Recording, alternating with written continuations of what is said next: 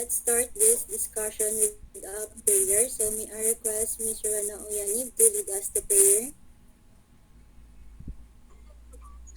So let us pray in the name of the Father, the Son, the Holy Spirit. Heavenly Father, we thank you for this new afternoon and for bringing us together safely. Bless our minds with clarity and understanding as we begin our lesson today. Guide our discussion and remind us to respect and support one another. We ask for your presence and guidance throughout this session. In Jesus' name we pray. Amen.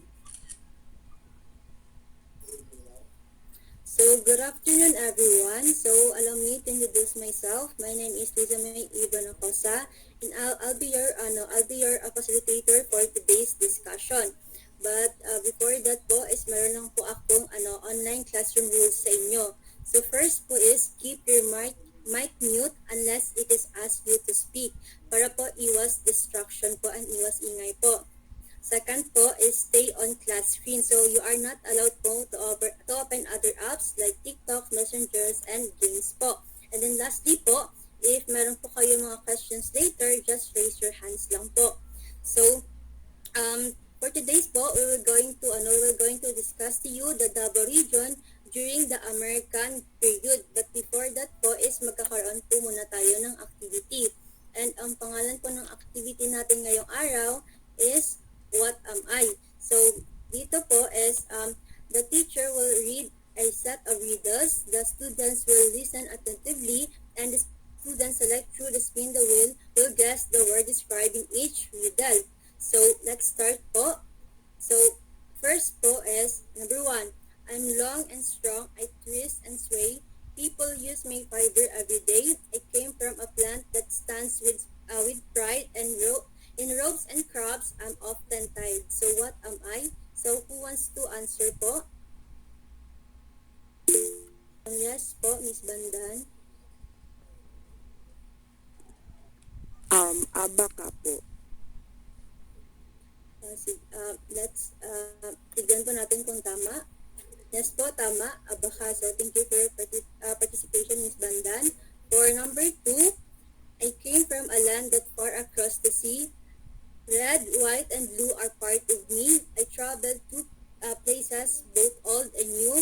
Bring my ways and my language too. Who am I?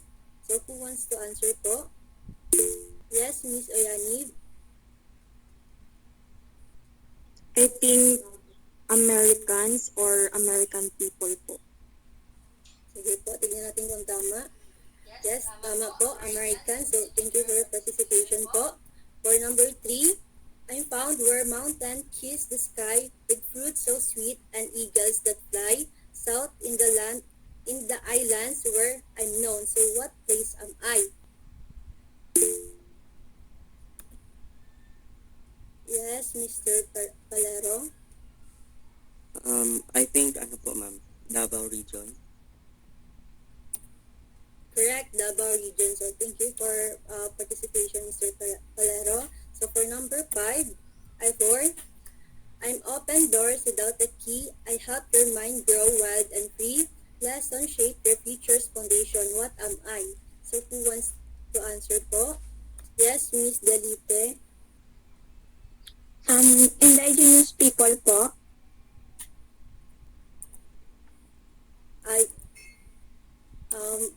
wrong po. Education po yung answer. So, nice try, Miss Delipe. So, thank you for your participation.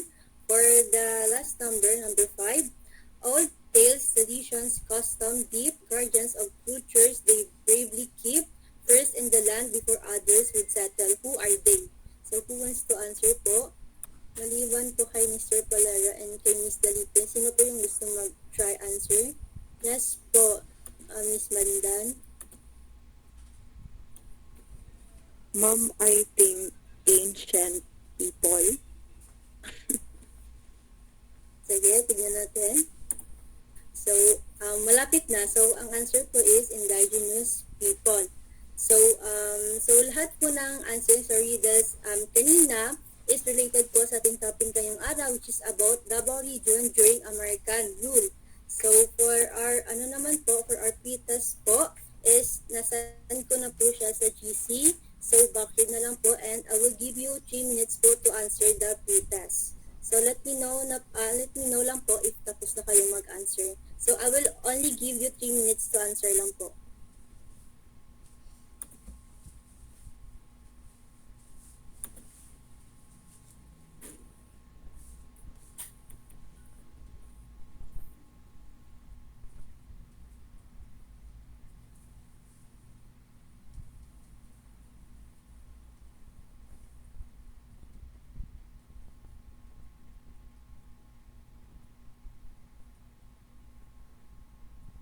Tapos na po ba ang lahat?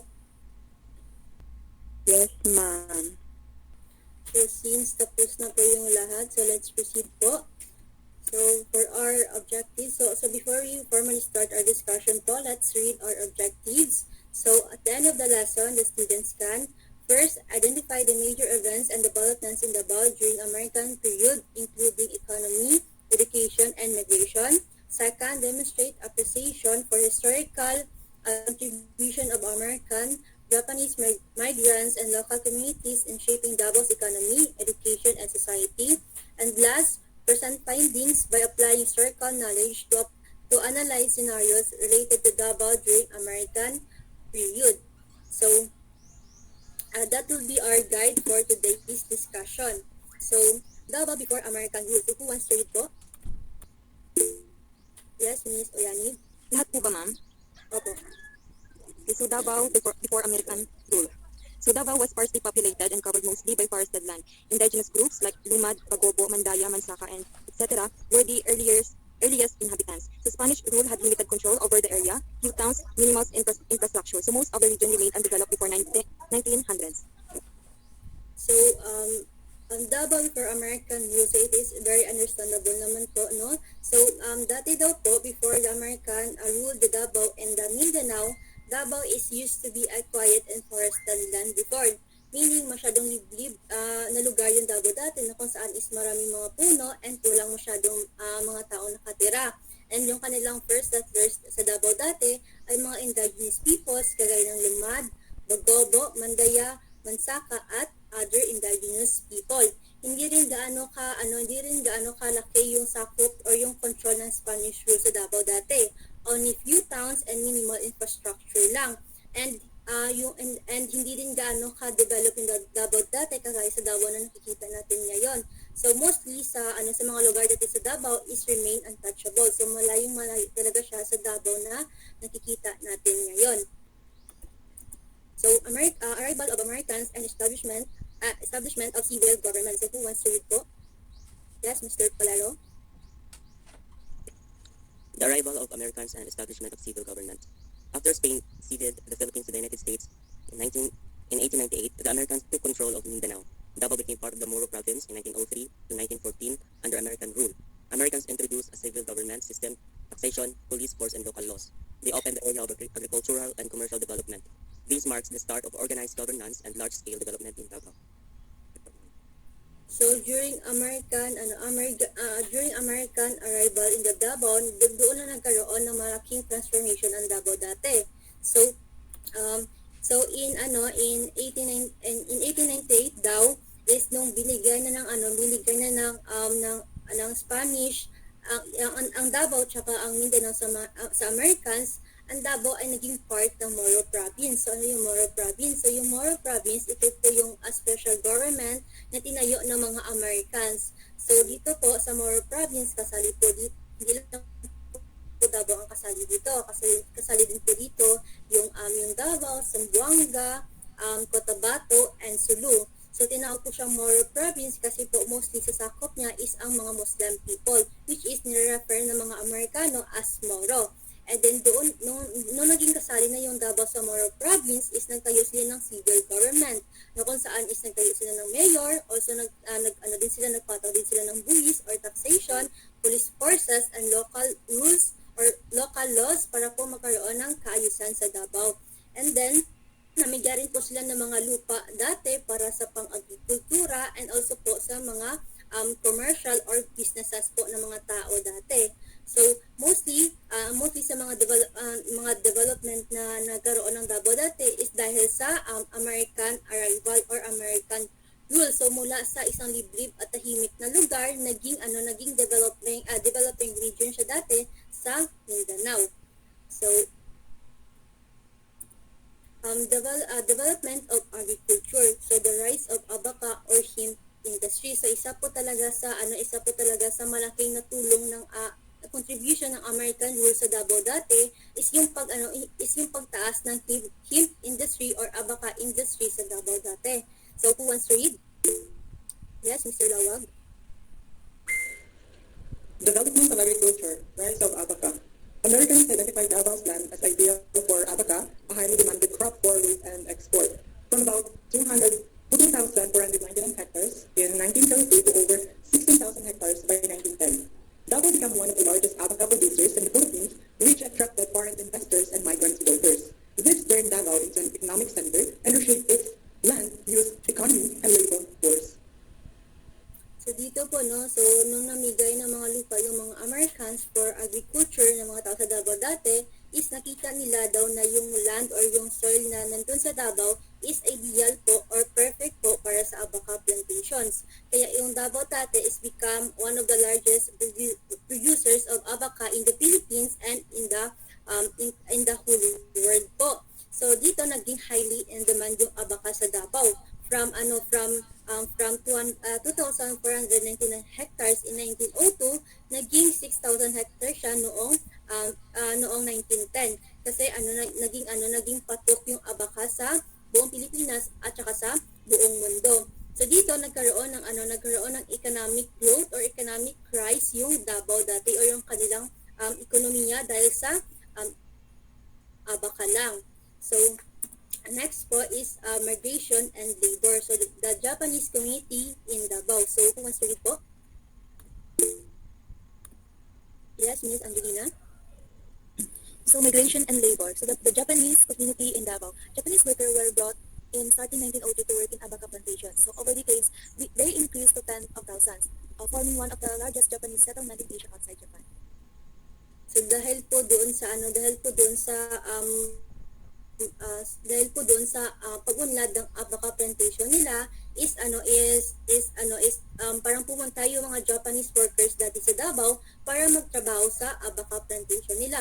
Hanggang sa dumami yung mga Japanese na pumunta doon, hanggang sa tinawag nila yung Davao na one of the largest Japanese settlements in the Asia outside sa Davao dahil lang po sa abaca plantation nila kasi kulang yung tao sa Davao dati na para magtrabaho sa kanilang abaca plantation. So kaya yung ibang mga Japanese ay pumunta doon para magtrabaho. So dahil sa sobrang dami ng mga Japanese na pumunta doon, ang iba ay naging plantation owners, businessmen, skilled workers. So sa sobrang daming mga Japanese noon sa Davao dati ay may tinawag sa kanilang lugar which is yung Little Tokyo.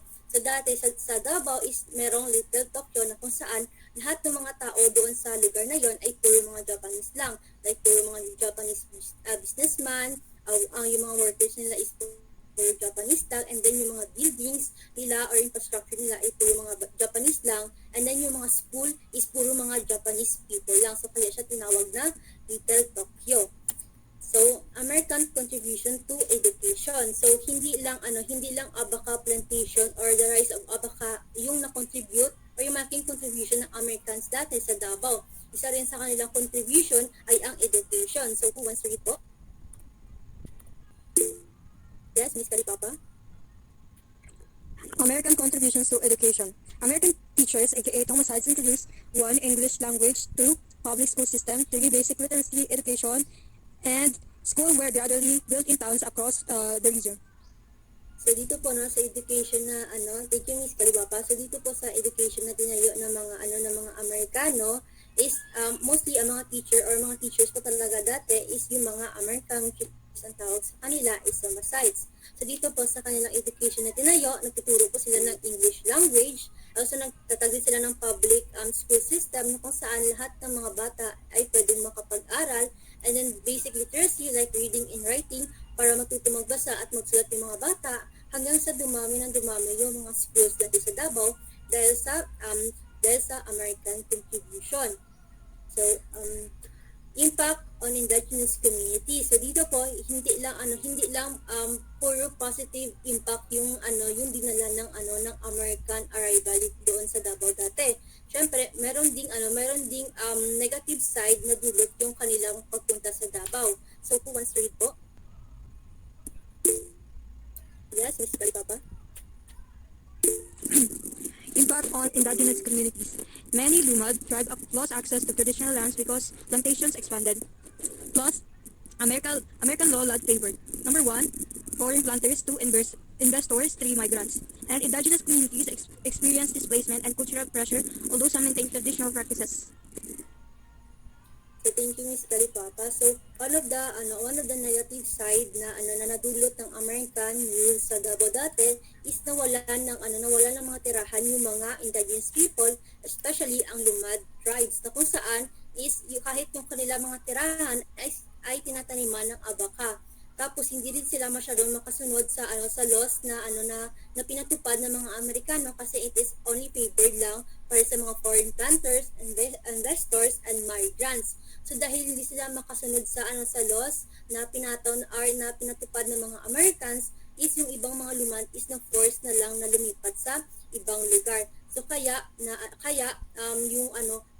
isa sa mga negative impact niya is unti-unting nawala yung mga indigenous community sa Davao at napalitan na lang ng mga migrants and foreign planters. So, and the American period and transition to Commonwealth era. So, who wants to read po? Yes, Mr. Lawag. By the 1930s to 1940s, Japanese influence became stronger in Davao. Davao province was formally established and continued to grow. The American period set the foundations for, number one, Davao's urban growth, number two, population diversity, number three, economic rise. This leads to what happened during World War II, Japanese occupation. So, noon na-end na po yung American period na era dati sa Davao, is malaki pa rin or strong pa rin yung influence ng mga Japanese dati sa Davao.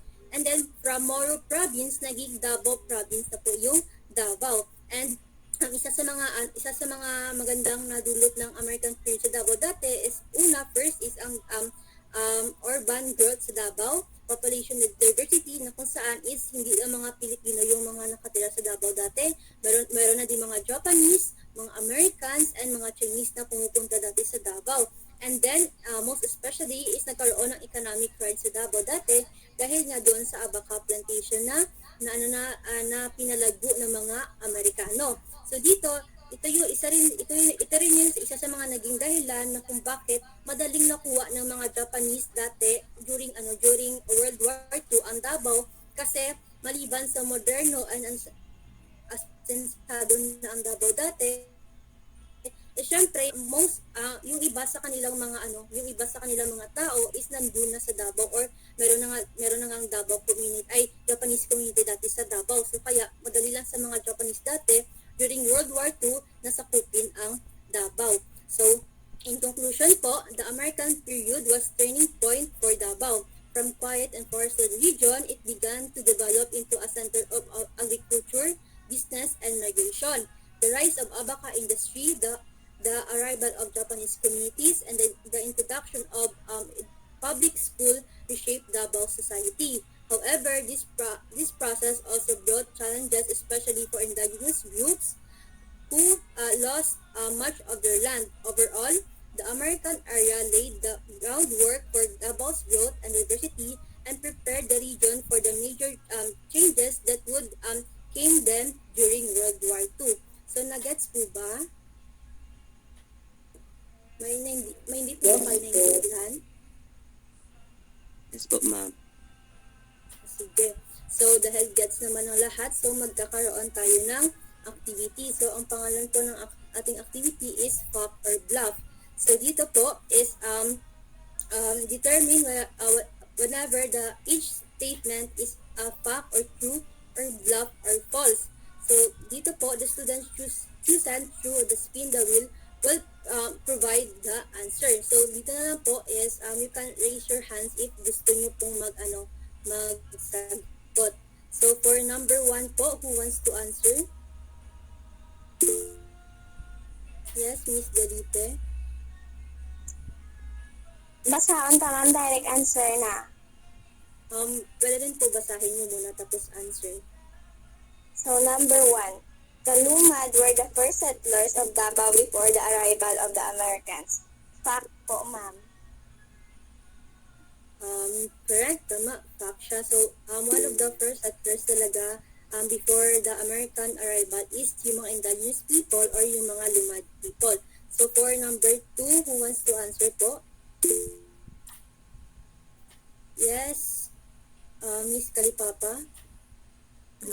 Block po. Block po, ma'am. Paano mo po masabi na bluff?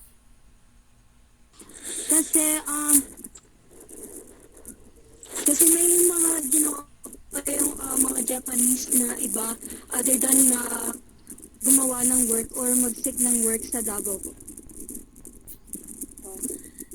Tama po, no? So, one of the main reason ng mga Japanese dati sa Davao before World War II is to seek work. So, for number 3 po, for number 2, bluff po yung answer, so tama po. So, for number 3 po, who wants to answer po? Yes, Miss Octaviano. American teachers or Thomasites introduced English language in Davao. Fact po. Correct po. Fact, kasi yung mga Americans is sila yung nag-introduce ng education sa Davao, and one of the programs na ino-offer nila is yung pagturo ng English language. So, thank you, Miss Octaviano. For number 4 po, who wants to answer? Yes, Miss Ubungin. Number 4, Davao had strong Spanish control and many developed towns before 1900s. Bluff po. So, tama po, no? So, before 1900s, most of the lands in Davao is remain untouched or hindi siya well-developed, unlike nung dumating na lang yung mga American rule. So, number 5 po. Thank you, Miss Obungin. Who wants to answer for number 5 po? Wala po. Sige. Sige po, Miss Althea. The American civil government introduced taxation and local laws. I think fact po. Correct po, fact po. So, since naging part po yung Davao ng Moro province, isa po sa mga pinatupad ng mga Americans dati is yung taxation and local law. So, correct po, Miss Octaviano, thank you po.